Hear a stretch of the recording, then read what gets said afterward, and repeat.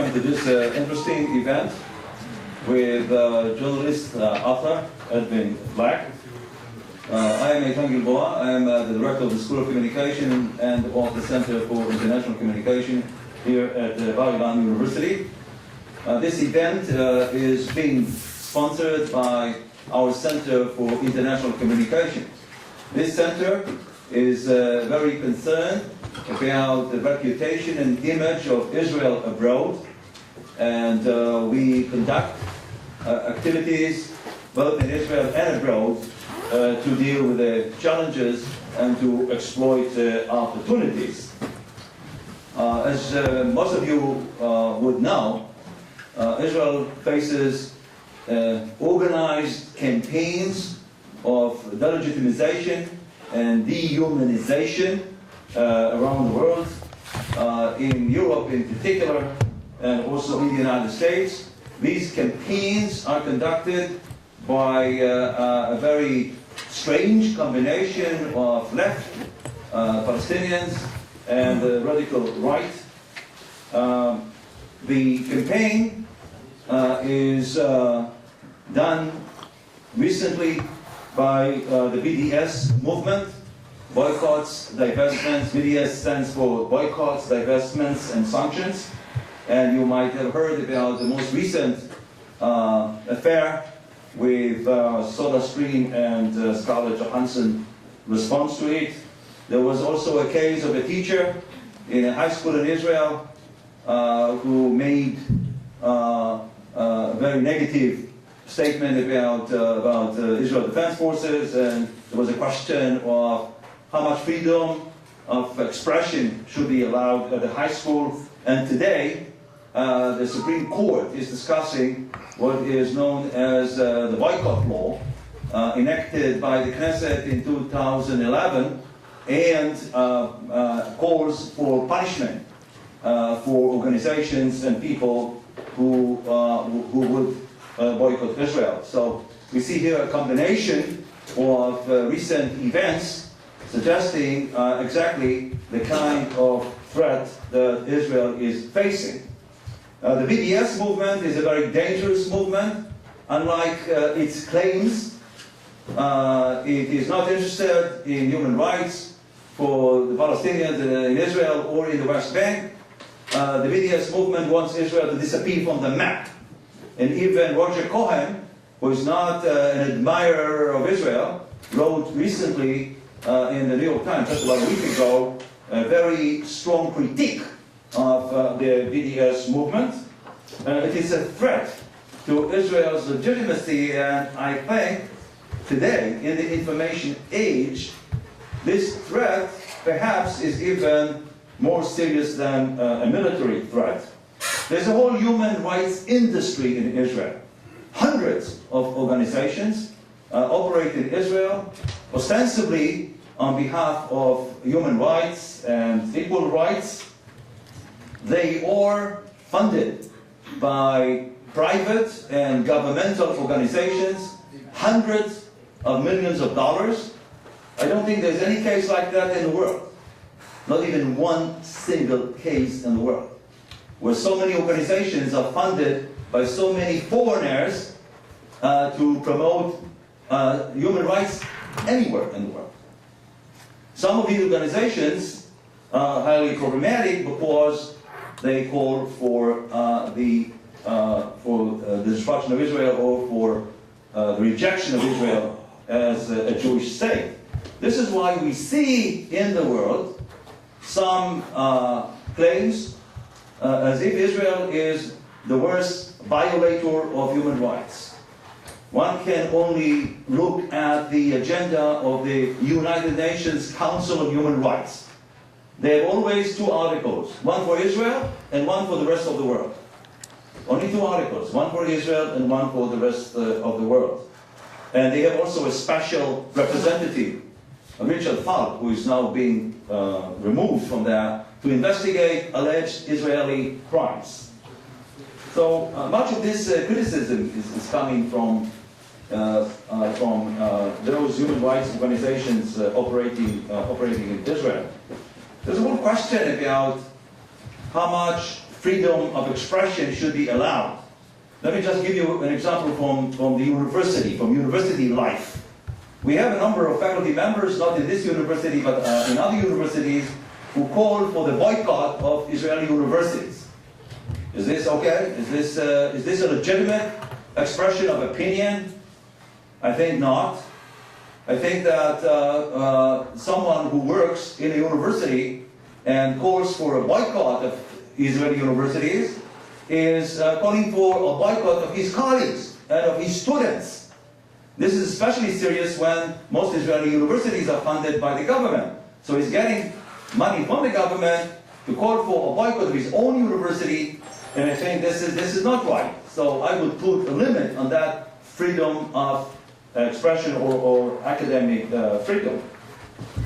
So this is just an introduction, a background to the presentation we are going to hear today. So we have a great opportunity to have with us here Edwin Black, who investigated sources of funds that go from the United States to human rights organizations in Israel.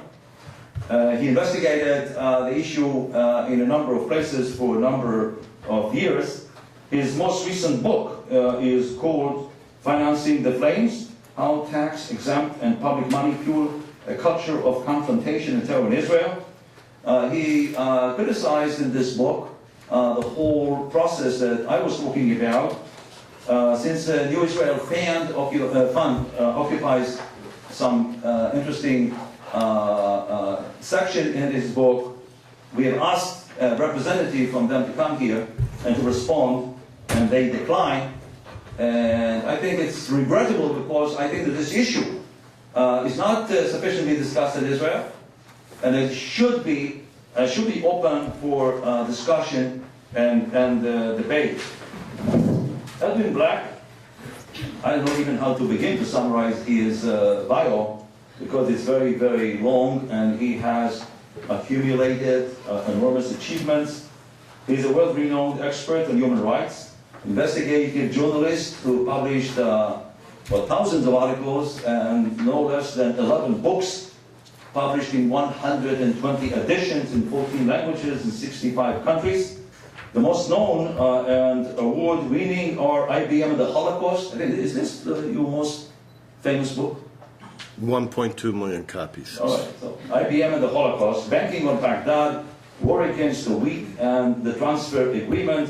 He received many, many awards. It's a long list, so I'm not going to read it. And he has now a TV show. It's a weekly TV show on human rights and social justice. It's called the Edwin Black Show, broadcast on IBC TV. So we are fortunate to have with us Edwin Black, and he will speak for about 45 minutes. After that, we'll have some comments from Dr. Michael Ehrlich, who is a member of our Department of Middle Eastern Studies, and then you will have an opportunity to ask questions, and we will provide some answers. Edwin Black, please. Show the video. Sure.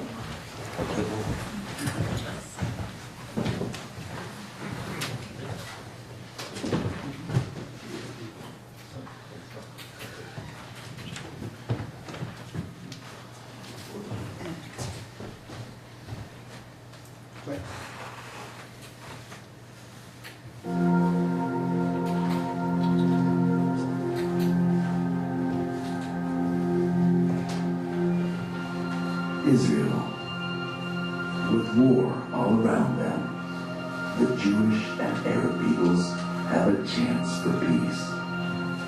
America spends millions to encourage peace, but is our money fueling the opposite?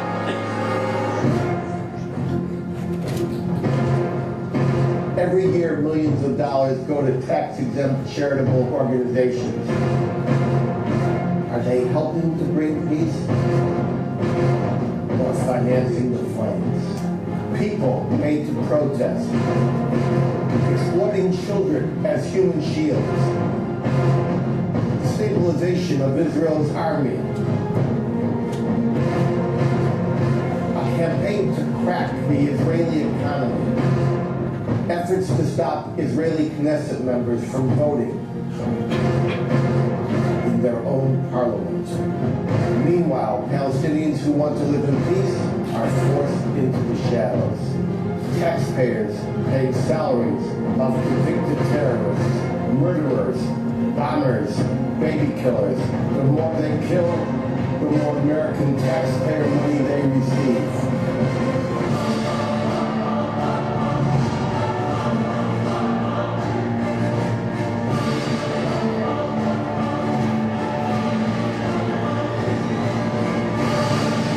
Driven by taxpayer money, tax subsidized, we the people pay for it.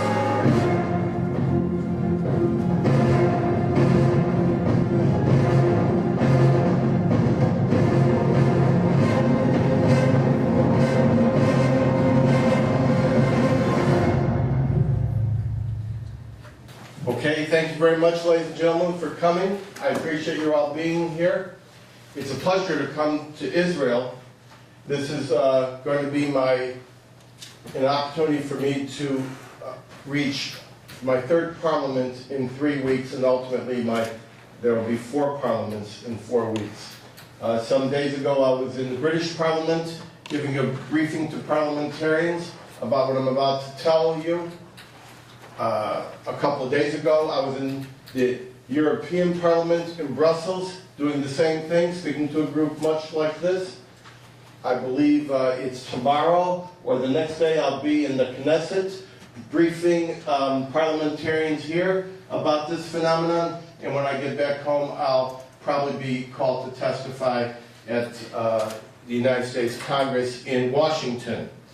I would like to first of all thank Eitan Gilboa for stepping up to the plate and organizing and sponsoring this event along with the various academic entities, the School of Communication, his department, Bar-Ilan University, etc. I'm deeply grateful for the fact that he was able to attract what looks like a very knowing crowd like this, despite the fact that there was a room change, a date change, a time change, and the ad didn't run until a few hours ago in Ha'ar's. So thanks for coming out.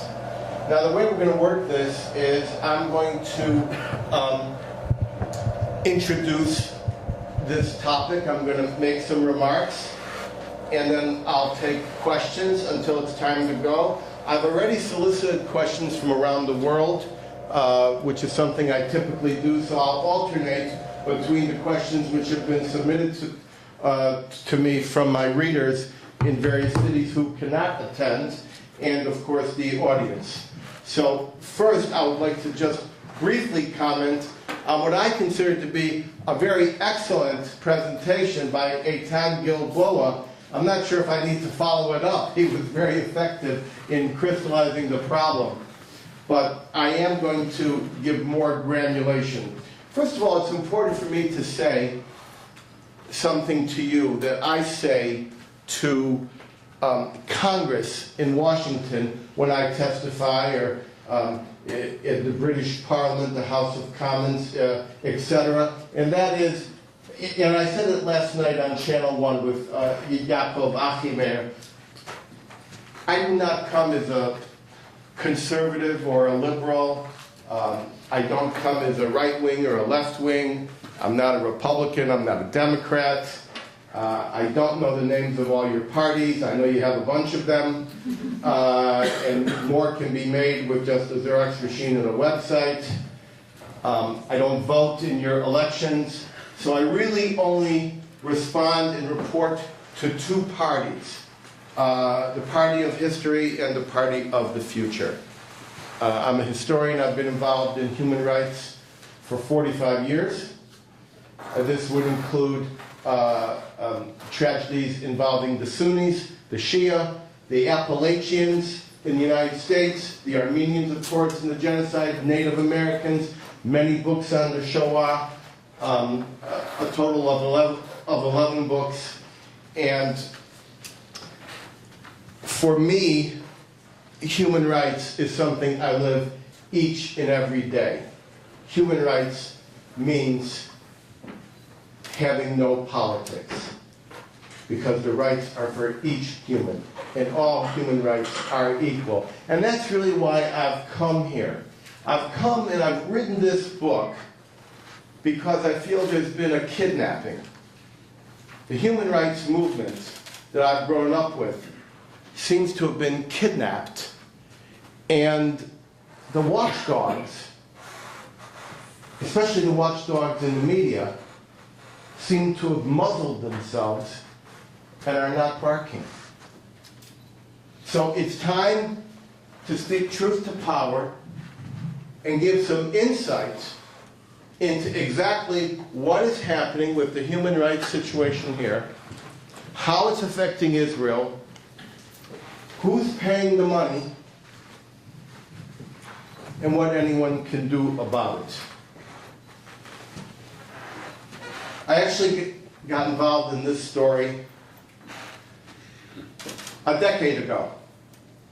About 10 years ago, I was assigned by something called the Jewish Telegraphic Agency. It's a JTA. It's a news service of the Jewish people, to conduct a 4-part special investigation of the Ford Foundation funding into the Durban UN Conference Against Racism.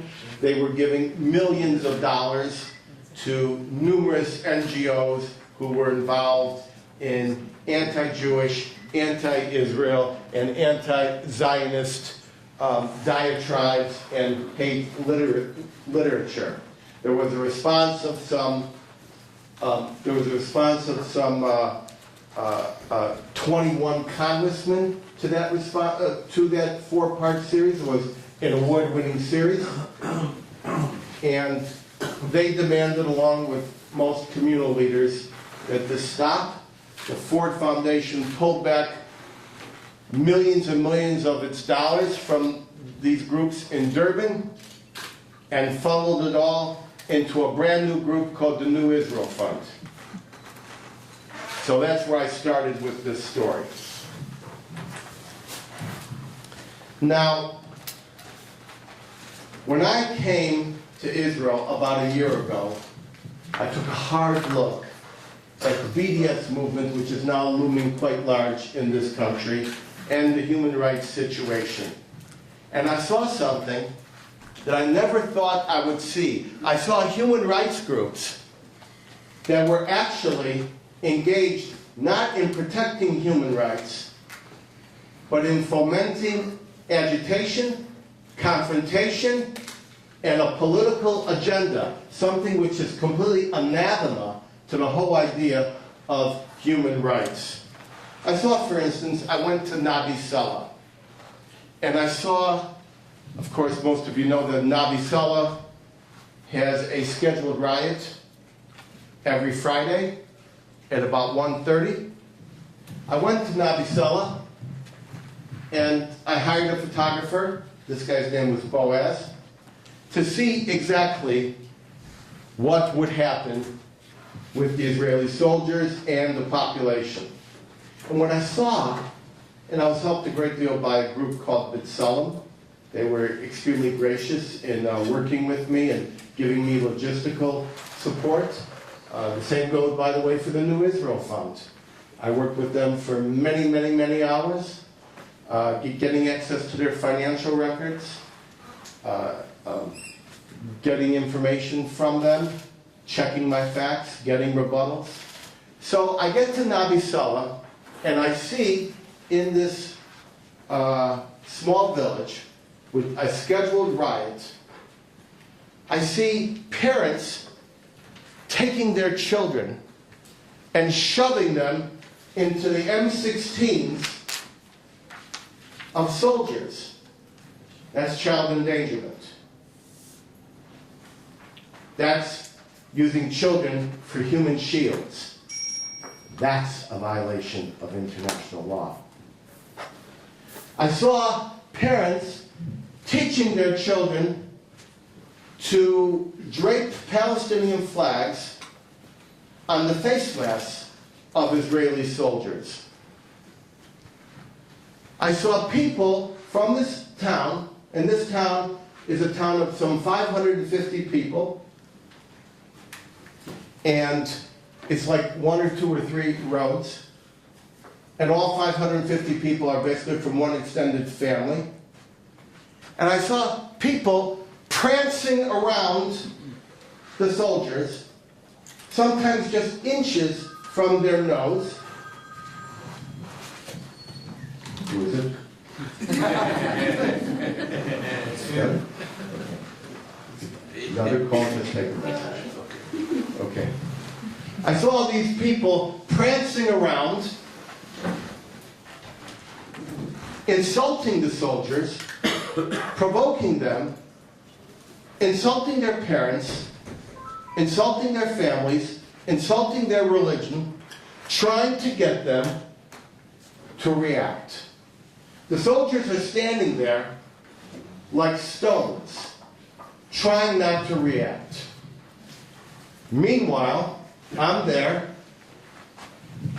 and I'm waiting for my photographer, Boaz, and he's late. He's coming up from Jerusalem. I have no idea what he was doing, the traffic jam, whatever. I called him, I thought, look, the riot is starting. I need pictures. Come on over here. Well, it turns out that on this particular day, with all this provocation, and with all these cameras dancing around these soldiers, there was no conflict at that time. In other words, there were no TV cameras, there were no photographers, including my photographer, and there's a video on the internet right now that I did not take of me with these people from the village and a few from Tel Aviv demanding to be mistreated by the soldiers, claiming that the soldiers were putting on an act for me, Edwin Black, and it wasn't a realistic portrayal of what normally happens. But the soldiers were just standing still in crowd containment, adjusting to the situation. Eventually,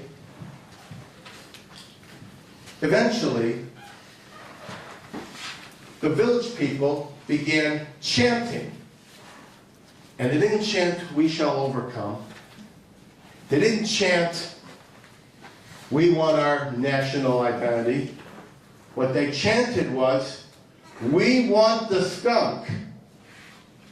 In other words, they wanted to be attacked by a crowd control measure called the skunk. It's a water cannon that shoots this horrible stink on people and stays on their clothes for like 1 or 2 weeks, and it's a riot deterrent. Well, to me, this was the first time in the nonviolent human rights movement that anyone actually chanted for mistreatment. This would be like Martin Luther King demanding to be whooped, to be hosed and attacked by German shepherds. I was amazed at this. In the meantime, I'm calling my photographer, Boaz. He's still late. Basically, it's time for this entire event to go away. There's no violence and nothing's happening. Suddenly, Boaz appears.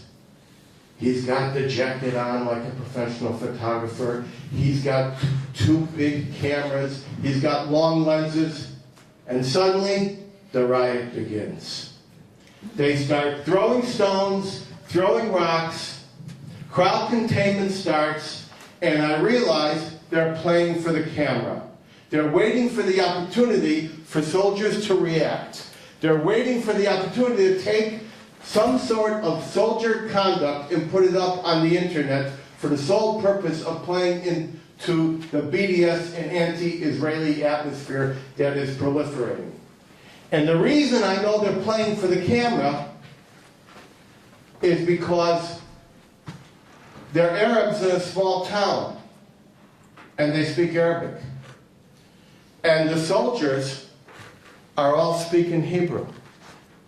But the whole riot is in English. So why is that? Ultimately, no one was hurt, But I did notice that all the cameras, handheld cameras, or most of them, from the people in the village who were prancing around trying to provoke the soldiers, all had a logo on them, B'Tselem. And I'm saying to myself, who is providing this money? And I checked, and it's coming from the New Israel Fund. I'm sure they're probably also getting some money from the George Soros Open Society Foundations.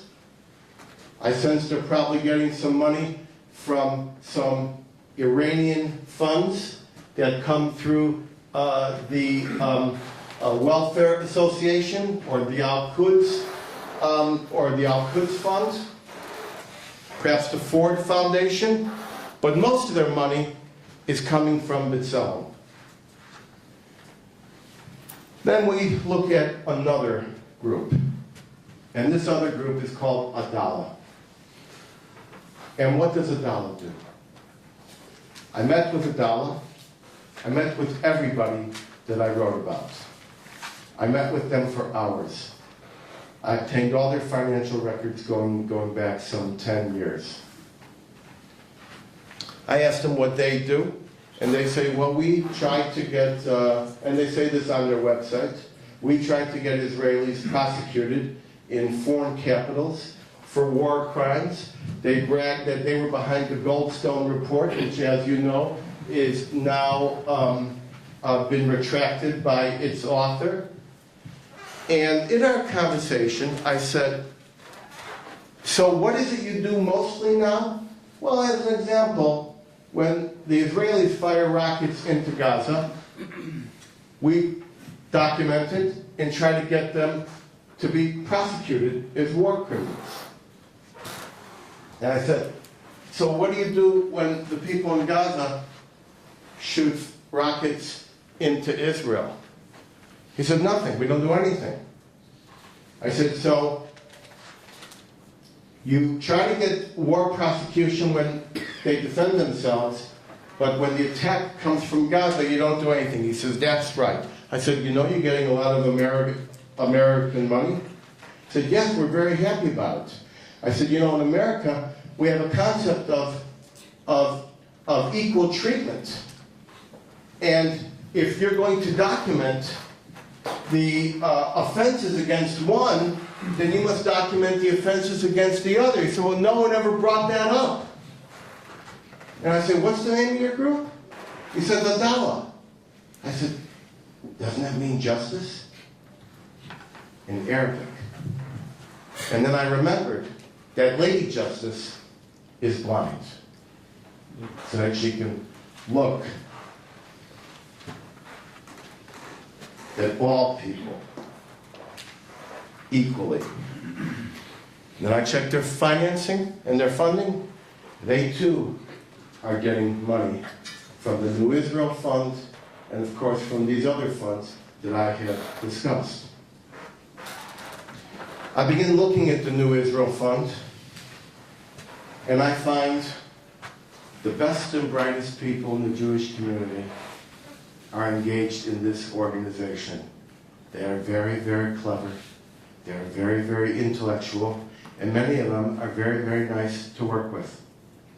And they are currently doing some very, very good things, funding approximately 800 NGOs. And if that's not enough, they have an NGO maker called Shatil that makes more NGOs. It's like reproduction. And many of these NGOs are doing very laudable work, helping battered women, trying to equalize the differences between ethnic groups, giving opportunity. But dozens of them, scores of them, perhaps 80 of them, are engaged in agitation, are engaged in acts that Israeli military men and senior parliamentarians tell me are designed to destabilize the IDF and erase the Jewish existence, the Jewish identity from the state of Israel. And when they told me this in my book, Financing the Flames, they went on the record and gave their names. Okay? So we've got the New Israel Fund engaged in this kind of confrontation. And how does this confrontation play into BDS?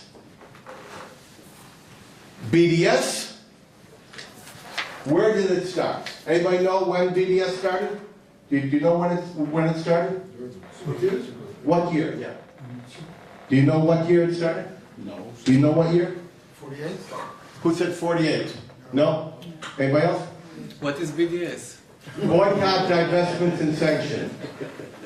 2011. 2011. 2001. 2001. Ready? April 1st, 1933. 2 weeks before. Adolf Hitler started the boycott against Israel.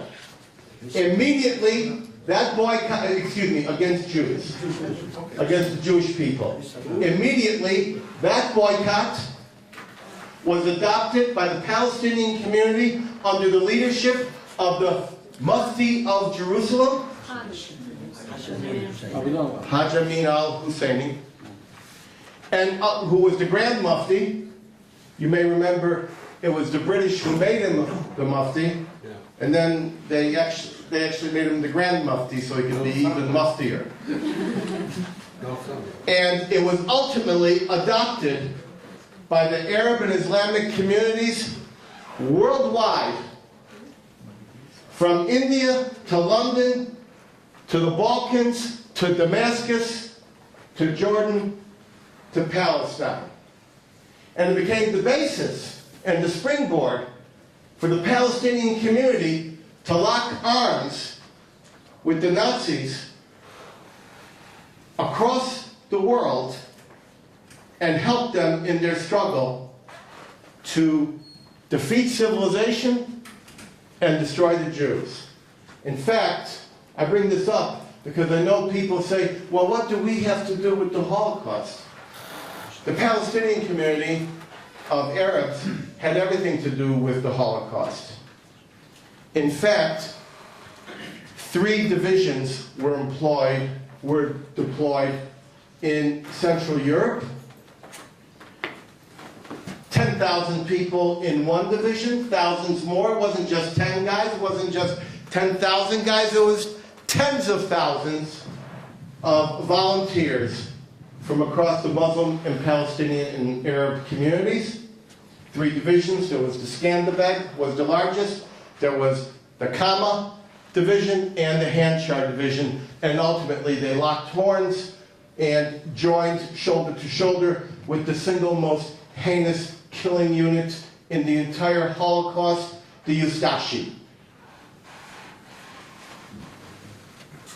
This boycott, which did not succeed, was just transferred and adopted into the Arab League, and ultimately, which still continues, and ultimately that torch was picked up by the current BDS movement that you know today, that you hear about in the news, in the newspapers and on television. It's organically connected, not to any liberation movements, but to the Nazis.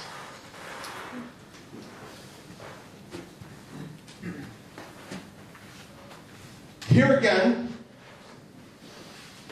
we have to ask, who is financing the BDS movement? What are the organizations that made it possible? Who is making it possible? There are many, many, many organizations, countries, special funds that are lending their resources to help the BDS, the modern BDS movement, proliferate. One of them, one of the most important, one of the most pivotal, is the New Israel Fund. Now, the New Israel Fund today is no longer sponsoring the BDS movement directly.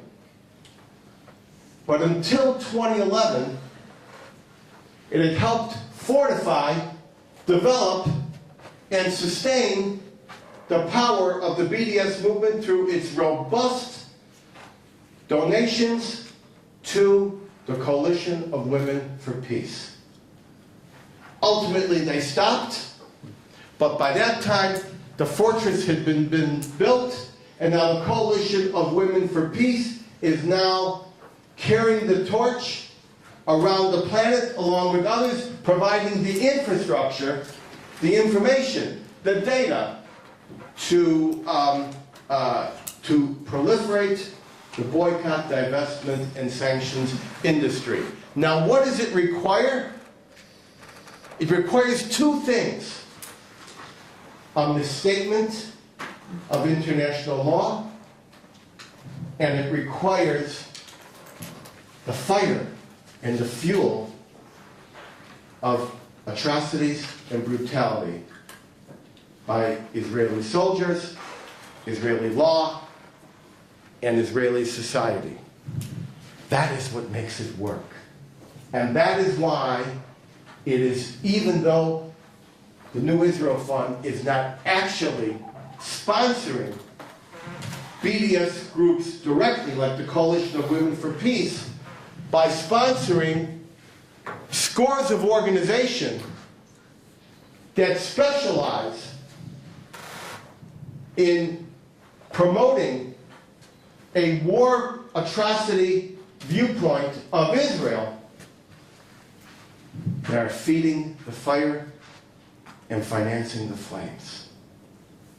I'm talking about groups like B'Tselem, Adala, Breaking the Silence. You all know the names, okay? We don't need to dwell on just a few. And we don't need to dwell on just the New Israel Fund, because I'm going to remind you, the New Israel Fund also does some very good things. I'd like them to continue doing their very good things. But I'd like them also to stop doing their very bad things. And I'm hoping it will not take legislation. And I'm hoping they will do it from their own hearts, because they want to do good for this country. The real question is not whether the New Israel Fund, the George Soros Open Society Foundations, the Ford Foundation, or any other group has the right to criticize or have a political movement. The real question is whether American taxpayers should provide the war chest. Now, that's not a fair fight. Just a couple of boys at the intersection standing up against an entire infrastructure of cameras, internet, social media. New Israel Fund by itself was able to muster about $250 million, that's billion with a B, in the last couple of years. We have in the United States something called a 501c3. Does everybody know what this is? Okay. 501c3 is a charitable organization. It's supposed to be involved in charitable activities. It's not supposed to be involved in politics. But I have found that any number of these charitable organizations, these 501c3s, are not only engaged in activities which are not charitable, which are political, and which should thrive or proliferate or rise and fall on their own powers within this country, instead of having all this outside financial propellant. I have found that they are engaging in activities that would be patently illegal in the United States. I'll give you an example. In the United States, we have something called open housing. Open housing means no Jew or anyone else could move into a neighborhood and be afflicted, protested, or discriminated against strictly because he's a Jew. But in this community, if a Jew moves into the wrong part of town, he's the subject of protest, confrontation by rabbis for human rights, and we have to think thrice before moving. Why? Because he is a Jew. The question is, what happens to a person when he plants olive trees on his own property? I've seen the videos. Rabbis for human rights will confront the guy, in one case, and get out, screaming at the guy, waiting for the police to come. And if the police do come, and this particular individual has been arrested 25 times, he's got an endless legal defense fund,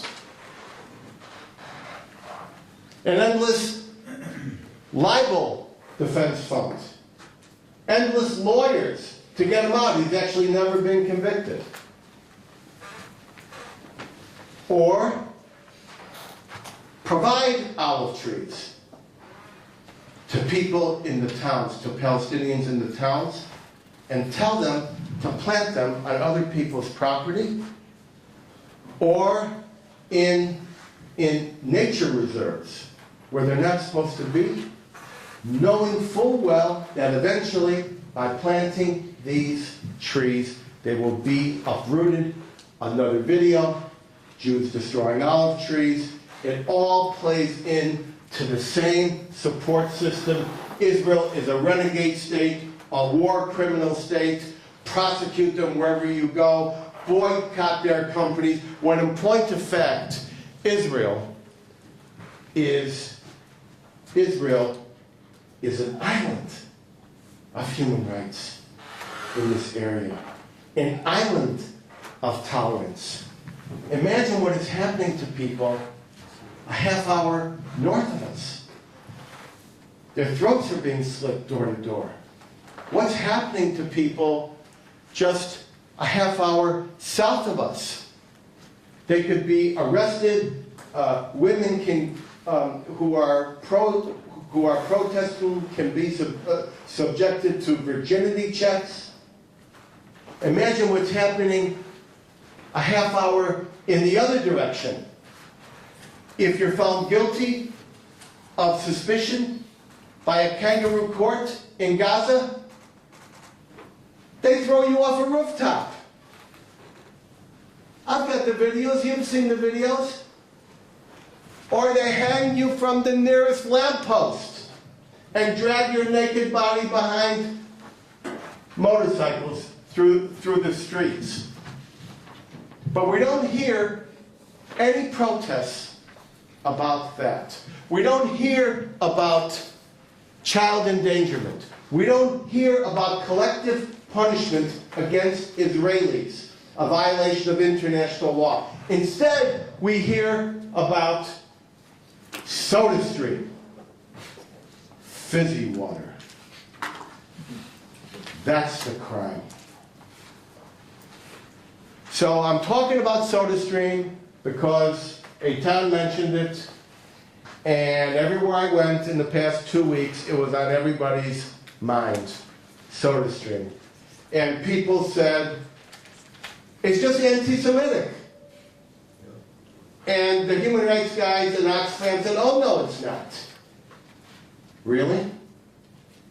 If it was Mormons from Salt Lake City who had a factory employing hundreds of Palestinians who are feeding thousands of mouths, paying them equal pay under equal conditions, if it were Mennonites from Indiana, if it were Polish nuns from Warsaw, if it was some Islamic benevolent society from Qatar, do you actually think that there would be a protest, or would that factory be up for a Nobel Prize for peace?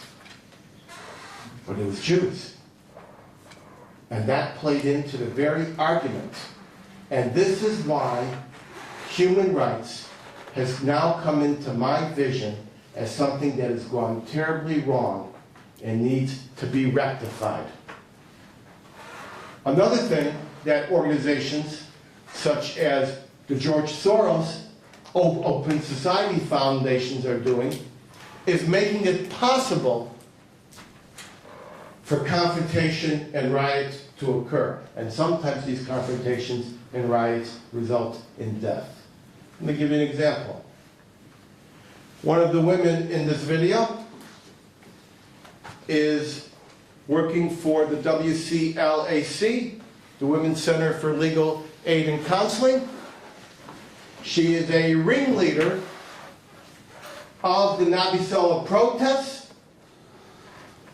They decide in advance, sometime between 1 and 1:30, how violent the protest will be, how violent it will not be, and if it is violent enough to provoke the soldiers into crowd control where there are injuries, she gets $85. If there's no violence, she gets nothing. If there is injuries, she is paid to document the injuries, interview the victims, interview the townspeople, and file her reports. I remember when I did my investigation, I said I heard she's getting $74 for each one of these, and the WCLAC went on the record with me and said, no, there's been a cost of living increase. She's now getting $85. Who is funding the WCLAC? Many groups, but amongst them, the George Soros Open Society Foundations. Many of these, it was hard to determine where the money was coming from. Because in many cases, these NGOs, confrontation NGOs, said they were getting their money from the Ford Israel Fund. Got it?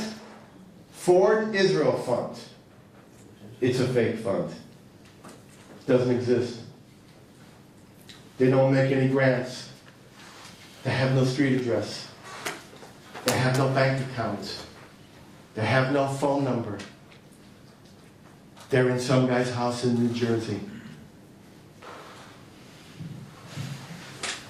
And eventually, the Ford Foundation, which has stepped up to the plate, has withdrawn all of its financial support for the new Israel Fund and demanded that its name be taken off what is clearly a fake source of funding, the Ford Israel Fund. That fund is now known as the Solidarity Fund.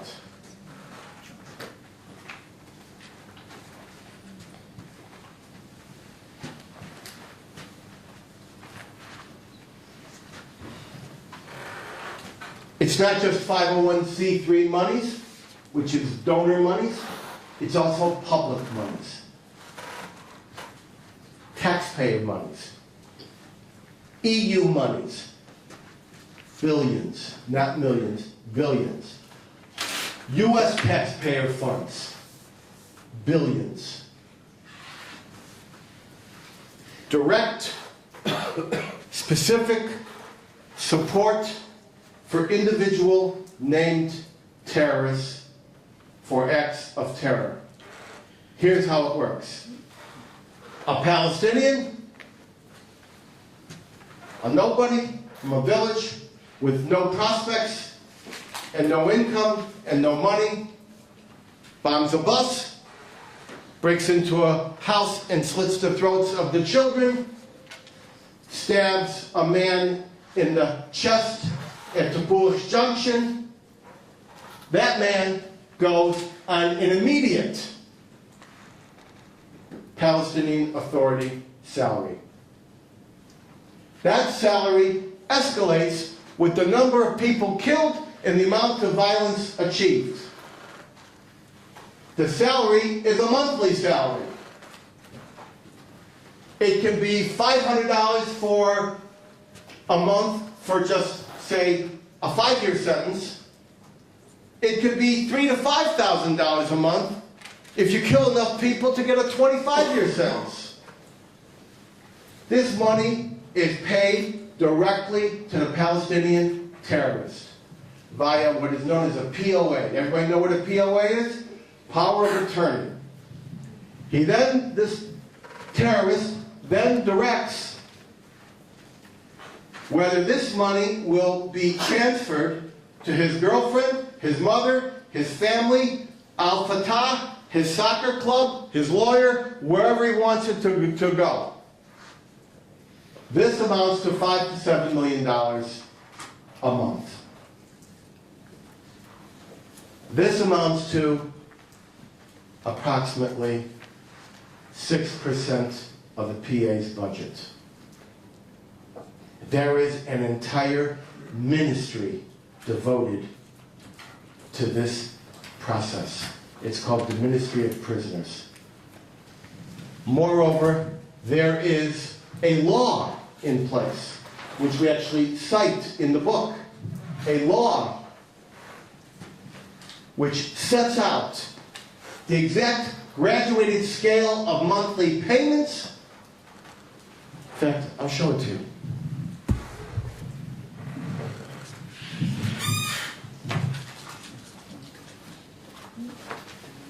There's the law. How's your Arabic? Good? There's the law. That's the law. See those money payments? Okay. That's the law. See that?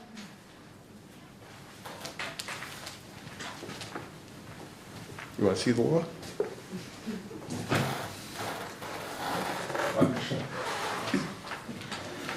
We'll take a picture of it to buy the book.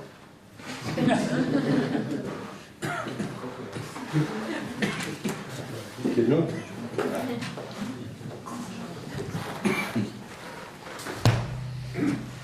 This money is prioritized money.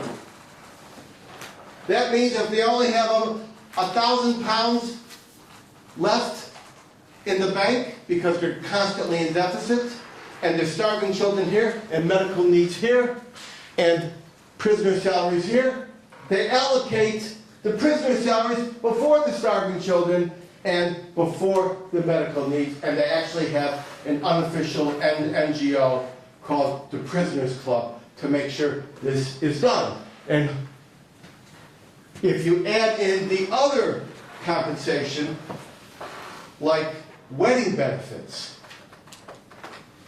scholarships, family benefits for those terrorists who die or are killed, renaming of streets, sponsorship of soccer teams in the name of terrorists, special celebrations. It's a total of 16% of the Palestinian budget. 40% of the Palestinian budget is coming from EU countries and the United States. In fact, in the United States, it's absolutely illegal to send any money to any entity that will directly or indirectly benefit any terrorist. And because this analogous prohibition exists in the EU, when I left Brussels a couple of days ago, several prominent MEPs demanded of High Representative Ashton to explain whether this money should be stopped. Members of Congress in the United States are asking whether all PA money should be stopped. And others are asking whether not only should it be stopped until this program is rescinded, but then repayment of all the money that's going into this program. Plainly, peace does not pay in the Palestinian Authority. There's too much money in protest, confrontation, and terrorism. You may as well ask Saudi Arabia to stop drilling for oil. This is what they do. This is their business. And if they want more, they simply turn up the fire, make a few riots, and more money comes out. So we talked. Who has my briefcase? Anybody? Your briefcase? Yeah. Oh, there it is. Okay. Okay. So everybody was in. So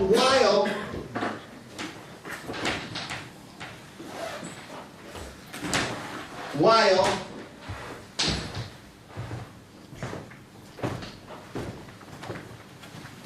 all the publicity is going to the provocations and the statements that Israelis are committing war crimes and atrocities, the people who are living in peace, and trust me, there are many Palestinians who wish to live in peace with their Israeli neighbors. I saw them in the factories in Bar-Ilan. I saw them in many places. These people are marginalized. We have to cover their eyes so they can't be seen. They're under threat. And this brings me to SodaStream. Okay? I talked to you about SodaStream. And their statement is it a violation of international law? Anybody in the room know which international law it violates? How about you, Eitan?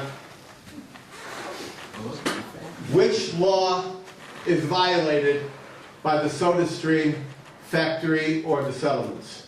Anybody know? Because I asked the same question to 10 MEPs in Brussels a couple of days ago. Does anybody know do you know the law? Do you know the law? Do you know the law? There is no law. Where does international law begin in this land? Anybody know? First, the application of international law. Anybody know? Do you know? Who said what? Occupied territory is considered Bar-Ilan an occupied. Okay. It's considered an occupied territory. It's not Israel, so... Here's the law. Okay. This is the very first law, international law, that applies to this land. This law is called the Treaty of San Remo. 1920. Back in March 24th, 1920, just to bring you up to date, the Treaty of San Remo evolved after decades of discussion. You've heard of the Balfour Declaration? But what most people don't tell you is that there were other declarations that said the same thing. There was the French Declaration. There was the American Declaration, identical. There was the German Declaration. They were at war. And there was the Talat Declaration by the Turks, who owned the property and had owned it for 500 years. This article, this treaty, was ratified by 52 nations.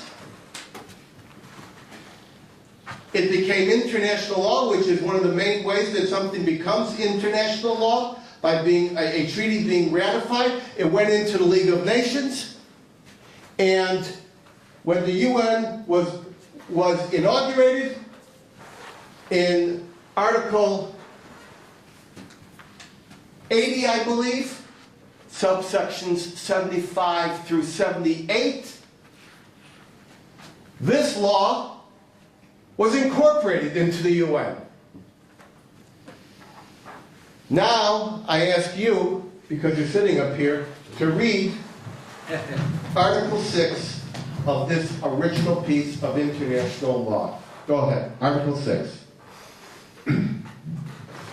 The administration of Palestine, while ensuring that the rights and positions of other sections of the population are not prejudiced, shall facilitate Jewish immigration under suitable conditions and shall encourage, in cooperation with the Jewish agency referred to in Article 4, closed settlements by Jews on the land, including state lands and wastelands, not required for public purposes. You said closed Jewish settlements on those public lands.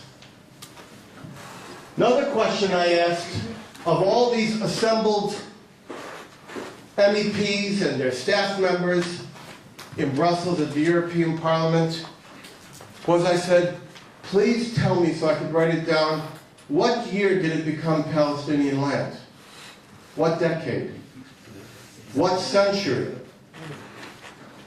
Who owned the land for half a millennium, 500 years? Anybody know? Turkey. Turkey. Who in Turkey? What was the guy's name? Abdul Hamid, at that part of the time, also known as Abdul the Damned. The Sultan owned all the land. When were individuals allowed to register their land in the Ottoman Empire? Anyone know? 1866. Who said that? With the Manchester. 1866? Something like this, Yeah, it was 1859. 1859, the Ottoman Land Registration Act, sometimes called Tapu. Tapu in this neck of the woods, if you're in Istanbul, it's Tapu. There was one registration a year for the first 5 years. Okay. Now, where was the land mainly occupied? In the valleys. They're verdant, they're fertile, the goats and sheep can be herded there, the crops can be raised. And what was unoccupied? The hilltops. Under Ottoman law, which is very similar to other forms of land law, in fact, this came out of the civilian reform movement of Midhat Pasha during that period. If land is left unattended for 10 years, or fallow, or unworked, it is cheats back to the state. Now, one of the things that the recipients of the Ford Foundation, the Open Society Foundations of George Soros, and the New Israel Fund are fond of saying is that there's apartheid in Israel because there's a separate law in the administered territories. There must be a separate law under international law. The occupying power is not permitted to extend his law into occupation. He must recognize the pre-existing law of the area in question. It's a different law. What was the pre-existing law? The pre-existing law was Jordanian occupation law. It was internationally approved mandate law from the League of Nations, and it was the Ottoman Land Registration Act and other forms of Turkish law. So, the land is cleared. They bring in the caterpillars. They plant gardens. They build houses. They build high-rises. They build factories. Villas. I've seen a bunch of villas on the way here, by the way. They build all the earmarks of modern society on the unattended land. The land specifically called for under international law that this gentleman just read, the wastelands, the unused lands, and the state lands, because it was the desire of the international community to bring those lands into fruition without prejudicing the right of anyone else, to make them viable. So then I heard another statement, anyway, that's on land. Now I admit to you, this can be disputed. The Australian foreign minister came in here and said, this could be disputed, but it's not clear. Someone else talked about not being able, you should not transfer your population under Article 49 of the Fourth Geneva Convention into another land. That has got nothing to do with setting up a nice place of employment. Article 49 was directly as a result of Nazi kidnappings of blonde children in Poland and throughout Europe, and the forced enslavement and transfer using the IBM punch card system of moving people back and forth across Europe. And Article 49 is directly traced 1 year earlier to the Tokyo draft in which talked about forced transfers, kidnappings. It's in the subtitle. And there were 57 specialists. And that was traced 1 year earlier to the Nuremberg trials, where they discussed how can we stop sovereign nations from being invaded by somebody like the Nazis, who kidnap and forcibly transfer, kidnap, or import whole populations. In fact, Britain tried to do that when it conquered Iraq in World War I. They were going to transfer in 6 million Indians to Indianize Mesopotamia, which now is known as Iraq. So obviously, it's possible to reapply these laws, to reinvent them, to say, okay, this was designed to prevent forcible kidnappings and transferring in, but it doesn't necessarily mean that if somebody hops a bus and travels 90 minutes to earn 5 to 10 times what the next man in his village does, that is covered under that law. The fact of the matter is, there has been no sovereignty in this area for this territory by choice. No sovereignty was declared in 1920, remembering that the Arabs and the second Syrian Congress from Damascus, led by Faisal, was represented at the 1919 Paris Peace Conference. No sovereignty was declared when the Peel Commission said 2 states for 2 people. In fact, the opposite occurred. The King of Saudi Arabia gave an official notice to the British Foreign Office. It's in another one of my books called The Farhud, which is about the expulsion of 700 to 800,000 Jews from Arab countries. He said, we would rather live 100 years under the heel of the British as subjects than live side by side in equality with Jews. No sovereignty was declared in 1948. No sovereignty, it's a sovereignty limbo, unlike any other place on the planet. No sovereignty was declared during the generation of occupation by Jordan of the West Bank and by Egypt of Gaza. Had all the opportunity. Every time the ceasefire was declared, the stipulation was we stopped the firing, but we declared no lines. Even in Oslo, no final status is declared. So what we have here is a fight between ethnic groups that is not a land struggle, in my opinion. And I'll tell you why it's not a land struggle. You can't fight this hard and shed this much blood for a few hundred meters of land. I've been there and so have you. In many cases, and they say Israel's a colonial power. I studied colonial powers. This is the smallest, most itsy-bitsy, teeny-weeny colonial expansion in the history of civilization.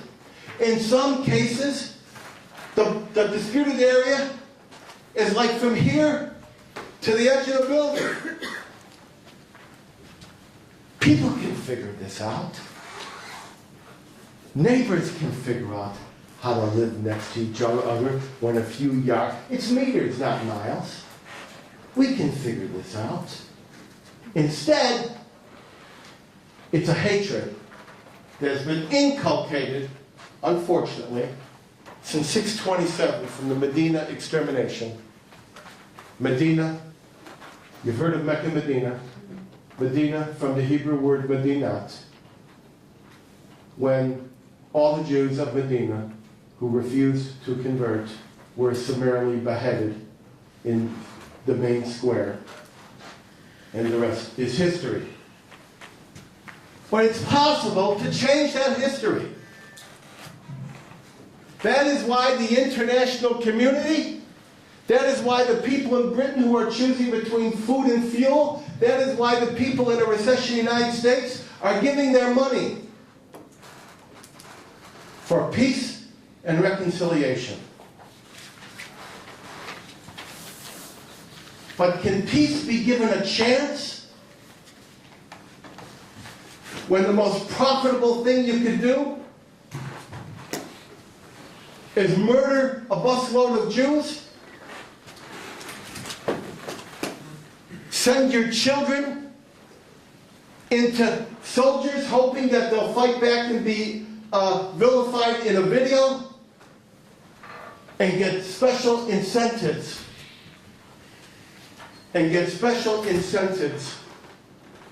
for fomenting confrontation and violence. I remember I was speaking to the head of the New Israel Fund about these people working side by side. This is the dream. You won't get shalom in your generation. I promise you. There's no reason for shalom now and not in the past 1,400 years. But there is a potential for peaceful coexistence. You can do it. We've reconciled with the Germans. The Americans have reconciled with the Japanese. The Irish people have reconciled. And the head of the New Israel Fund here told me, what you're seeing there is an illusion. It's not an illusion. It's the reality we all want to see. A democratic state where people can live side by side and work side by side. But to achieve a democratic state, the most fundamental aspect of a democratic state is one man, one vote, allow voting in your own Knesset. And for the New Israel Fund and other NGOs to brag about convincing Knesset members not to show up in their own Knesset and vote, as I showed you on the screen and I quote in the book, that is not an exercise in democracy. That is an exercise in manipulation. And so, ladies and gentlemen, I'm hoping that the very good people of the George Soros Foundations, the Ford Foundation, the New Israel Fund, and many others will look into their hearts and realize that peace does have a chance, but to do that, we must stop financing the flames. Thank you. By the way, in all my speeches around the world, no statements, just questions, so we can get as many in. There's only one paid speaker, and I wasn't even paid. So, what's your question? I am accepting, no, I have a problem. I'm accepting your conclusion that it's an ethical fight, much more than for land. But one question I'm having with myself, is why this enlightened world, as a Western world, which has not an ethical issue, is so anti-Israeli. And you may correct me, but I came to the conclusion that is in Kant, big Kant, who is the founder of Enlightenment, who wrote the Tractatus for Perennial Peace, but also foresee euthanasia of Judaism. So, I'll try to answer that question. The question is, why are the nations so against Israel? It's an inheritance of the I would like to not say that it's because of a transference of ancient anti-Semitism from the integrated peoples, Jewish communities around the world, to the body politic and the representation of Jews in Israel. I would like to not say that. I'm not sure if I can find another explanation for why nations would be so intolerable of pluralism and decency in Israel, very imperfect, a long way to go. You know, you still have problems with the Reformi and the Haredi and all that kind of stuff. But given the fact that it's a shining beacon in this area, where there's 1 million refugees, or is it 3 million now, and tens of thousands of people are being slaughtered for the day, why not go overboard to support an island of civility? I don't have that answer, and I don't think civilization would like to own up to what the truth is. So I thank you for your question. I'll leave it to individuals to decide. Let me just go to this gentleman, and then I'll take questions from people who have written in. Yes, what's your name? Nathan. Yes.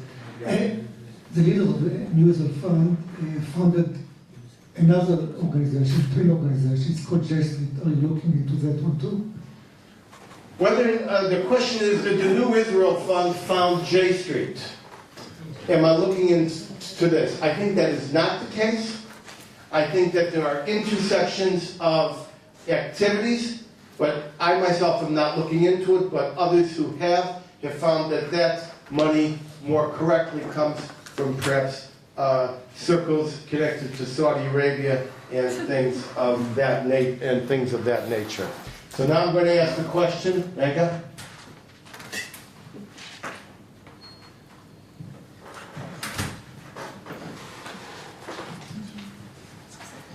Okay, I have a question here previously submitted to me by a woman called Clara from Boston.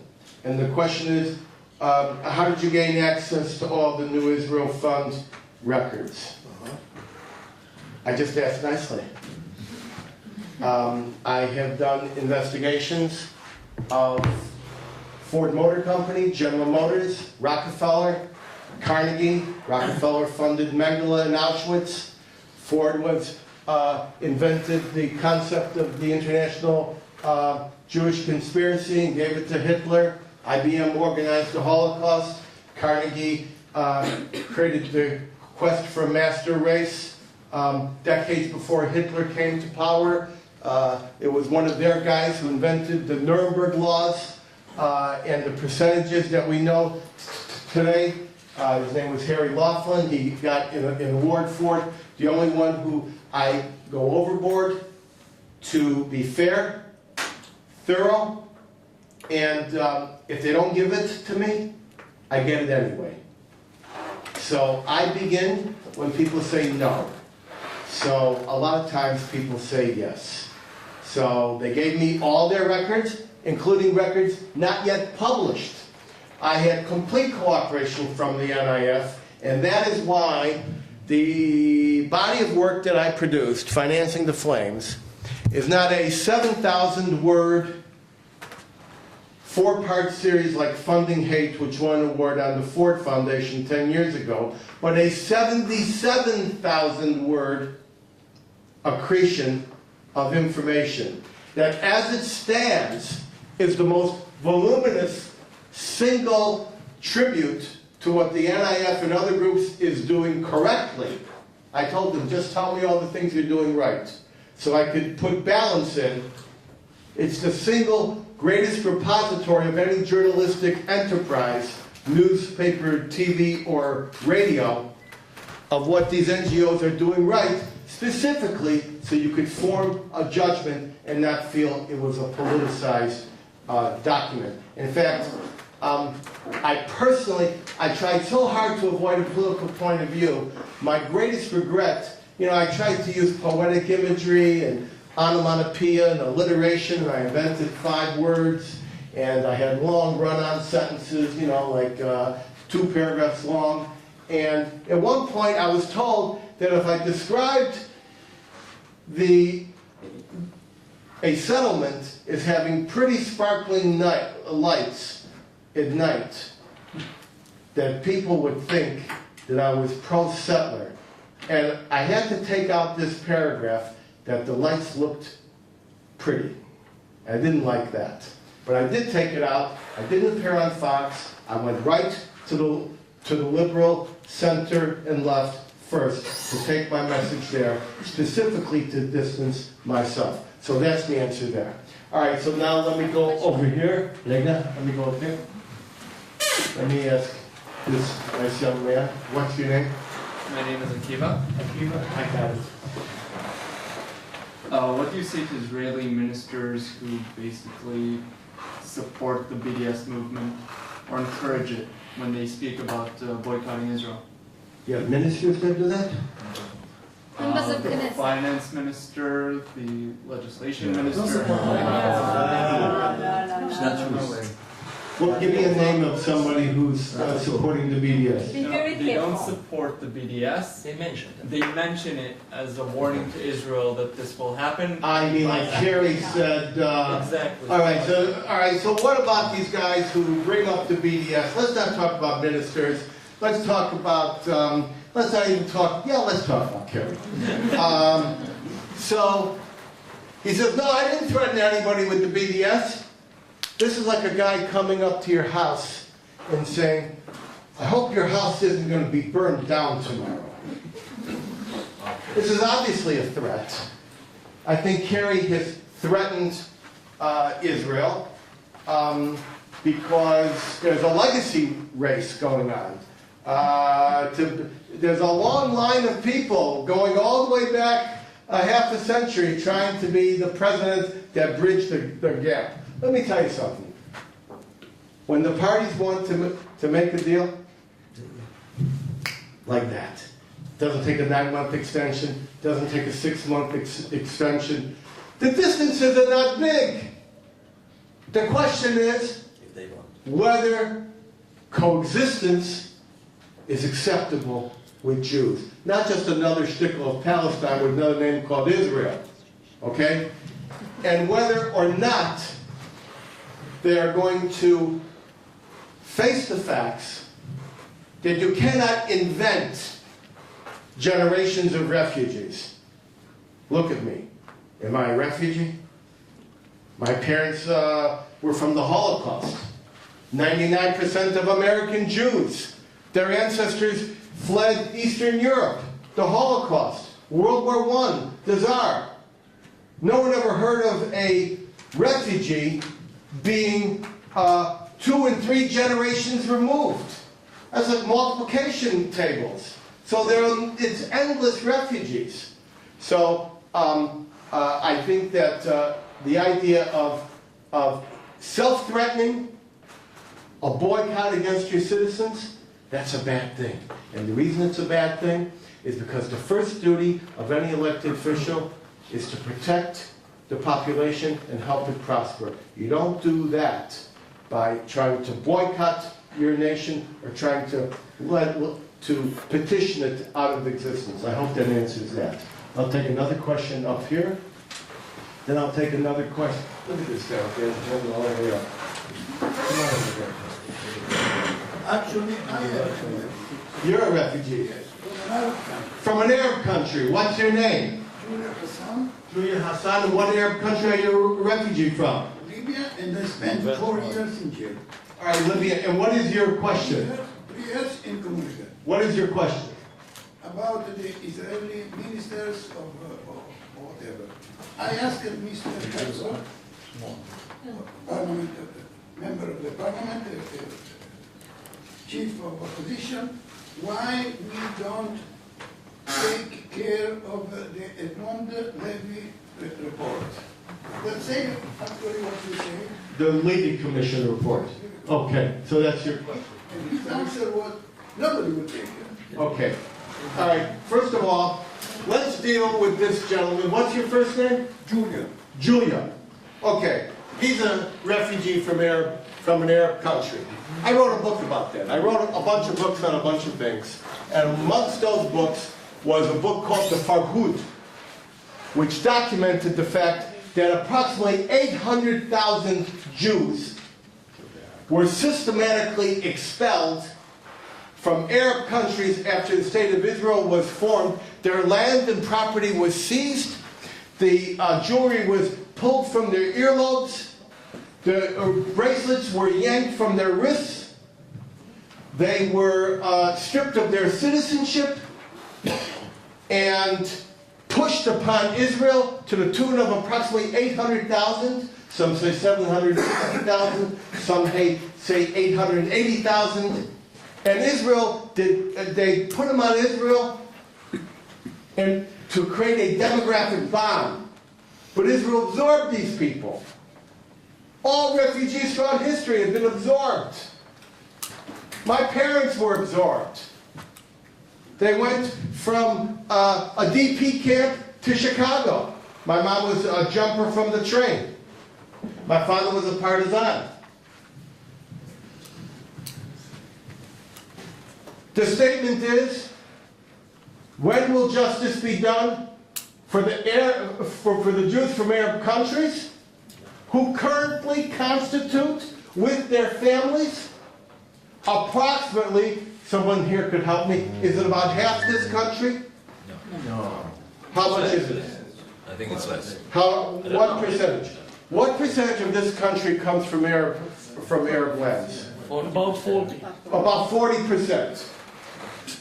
Okay, that's a number that I've heard, and I've sometimes heard more. That means that the country that they're boycotting, the country that they're delegitimizing, is almost half made up of their fellow citizens from these countries who happen to be Jewish. He says, why isn't the Levy Commission, which investigated many of these things, put into place? I spoke to some eminent Israeli diplomats some days ago. I asked him about these same things, and he said, this stuff won't go over here. It doesn't work that way.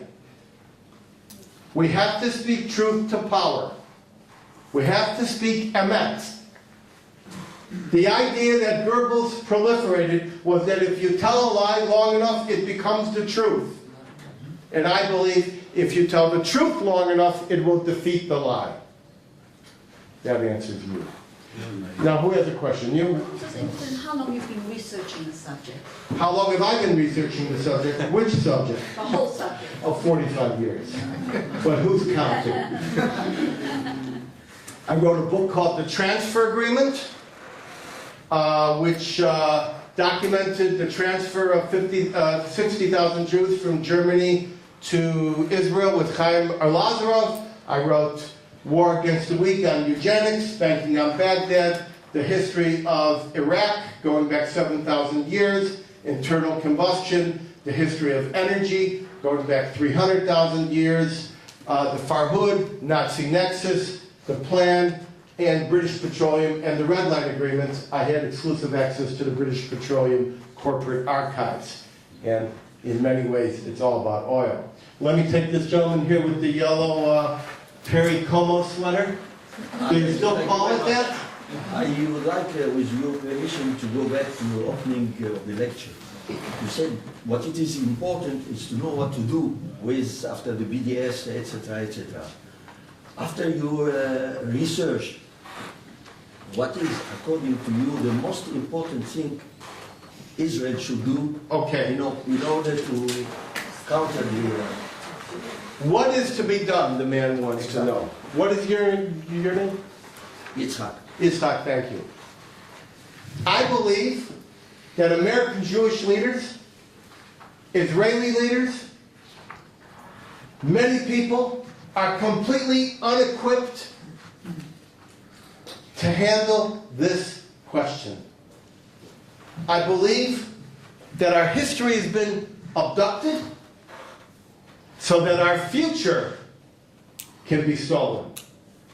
I believe there's nobody with the vocabulary and the factual precedents that are needed in the right place at the right time. I'm not the only guy who knows this stuff. To rebut the falsehoods and the lies. And when I go into Parliament and I talk to the head of the chief of the delegation of the EU to Israel and another 10 MEPs, and I ask them, what international law are you talking about? And when I ask them, when did it become Palestinian, and they don't know, then I think what we need to do first and foremost is educate ourselves, learn the truth, speak the truth, and if we're not sure of the truth, keep our mouth shut and refer it to somebody else. And then, when the truth can be proliferated, then you adopt intelligent policy. First and foremost, know what the heck is going on, what came down in this land, and now what we can do about going forward. It's a kaleidoscope theory. A kaleidoscope theory, okay. Let me take another call, another email here, then I'll take your... No, it's just what I'm making a comment, that's it. I'm Okay. not going to ask any questions. All right, so You have no questions. I know, but I want to honor some of the people who emailed in. All right, here's a question from a person in London. Did the New Israel Fund threaten you or harass you in any way? This is from Simon. Simon, okay. So, I get this question all the time. The New Israel Fund is famous for harassing people and stigmatizing them. And, you know, it's very strange for a charitable organization to be involved in these kinds of wars. First of all,